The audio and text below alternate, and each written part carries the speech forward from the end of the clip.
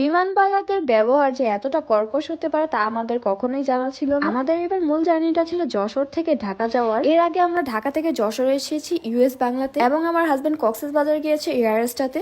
তো এই পর্যন্ত এই ইউএস বাংলা এবং এয়ার স্টার সার্ভিস কিন্তু আমাদের কাছে ভালোই লেগেছে, কিন্তু সমস্যাটা হয়েছে এবার আমাদের নব ইয়ারে, আর সেটা হচ্ছে নব ইয়ারের ক্যাবিন ক্রুর বিহেভিয়ার। আমরা নর্মালি সবাই জানি এয়ার হোস্টেসদের বিহেভিয়ার কিন্তু অনেক অনেক পোলাইট হয়ে থাকে, তারা সবসময় প্যাসেঞ্জারদের সাথে অনেক বেশি ডিসেন্ট। কিন্তু এবার নব ইয়ারের ফিমেল এয়ার হোস্টেসের বিহেভিয়ার আমার কাছে মোটেও ভালো মনে হয়নি। আমি চাইলে তার ফেসটা অবশ্যই রিভিল করতে পারতাম, বাট এটা আমি করছি না। যাই হোক, আমি মনে করে থাকি প্যাসেঞ্জারদের সাথে সবসময় এয়ার হোস্টেসদের ভালো বিহেভ করা উচিত, এন্ড নর্মালি সব এয়ার হোস্টেসরাও কিন্তু ভালো বিহেভ করেও থাকে। কিন্তু এখানে এসে এই ফিমেল এয়ার হোস্টেসের বিহেভিয়ারটা আসলে আনএক্সপেক্টেড ছিল। তবে নব ইয়ারের সব এয়ার হোস্টেসদের বিহেভিয়ার যে খারাপ এটা মোটেও না। আমাদের সাথে আজকে মূলত দুইটা এয়ার হোস্টেসের দেখা হয়, একটা ছিল মেল আর একটা ছিল ফিমেল। তো যে ভাইয়াটা এয়ার হোস্টেস ছিল ওনার বিহেভিয়ার কিন্তু অনেক অনেক পোলাইট ছিল। বাই দ্য ওয়ে, আমাদের পেজে অনেকে ইনবক্স করে জানতে চেয়েছেন যে আসলে কোন পেজের সোফা কভার, চেয়ার টেবিলের কভার গুলো অনেক ভালো হয়ে থাকে। আমি মূলত আমাদের বাসার এই সোফা কভার এবং চেয়ার টেবিলের কভার গুলো ইহান সোফা কভার পেজ থেকে নিয়েছি।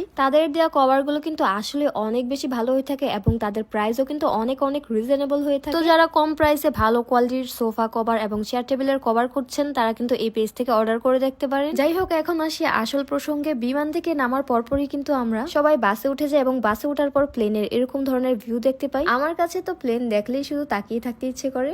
যাই হোক, বলতে না বলতে আমাদের আজকের বাস জার্নিও শেষ হয়ে যায়। আর এই বাস জার্নি শেষ হওয়ার পর আমরা আমাদের ব্যাগপত্র খুঁজতে চলে যাই।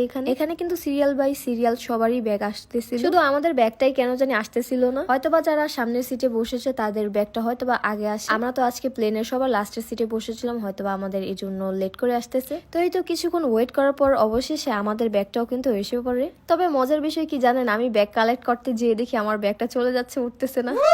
যাই হোক, এরপর একটা ট্রলিতে আমাদের ব্যাগপত্র সবগুলো কেড়ে রেখে দিই। আর এই ট্রলি চালানোর সিস্টেমটা কিন্তু আমি একদমই বুঝতেছিলাম। ট্রলিটা নিয়ে আমি অনেকক্ষণ চালানোর ট্রাই করি, এরপর স্মুথ হয়। আসলে এই ট্রলিটা চালানোর সময় উপরের হ্যান্ডেলটাকে নিচে চাপ দিতে হয়, তাহলেই কিন্তু এই ট্রলিটা একদম স্মুথ হয়ে যায়। তো এই তো বলতে না বলতে আমাদের যশোর থেকে ঢাকার জার্নি নিমিশেই শেষ হয়ে যায়। সত্যি বলতে গেলে জার্নি বাই এয়ার আসলে অনেক অনেক কমফোর্টেবল হয়ে থাকে, বিশেষ করে যাদের ছোট বাচ্চা আছে তাদের জন্য তো আরো বেশি। তবে শুধু কষ্ট লাগে একমাত্র একটা জায়গাতে, আর সেটা হচ্ছে টিকিট ভাড়া নিয়ে। আর এবার কিন্তু আমাদের টিকিট ভাড়াটাও কিন্তু অনেক অনেক বেশি পড়ে যায়, কারণ এবার আমরা ঈদের ঠিক আগ মুহূর্তে প্লেনে আসি। আর ঢাকা আসার পরেই কিন্তু আমরা এখানে প্রায় 5 মিনিটের মতো ওয়েট করি। এরপরে কিন্তু আমাদের উবারের কার চলে আসে আমাদেরকে রিসিভ করার জন্য। এরপর আমার হাজবেন্ড খুব দ্রুতই আমাদের লাগেজগুলোকে গাড়িতে ভরে ফেলে। তো এই ছিল আমাদের আজকের মতো জার্নি। সবাই ভালো থাকবেন, সুস্থ থাকবেন, আর আমাদের জন্য বেশি বেশি দোয়া করবেন। আল্লাহ হাফেজ।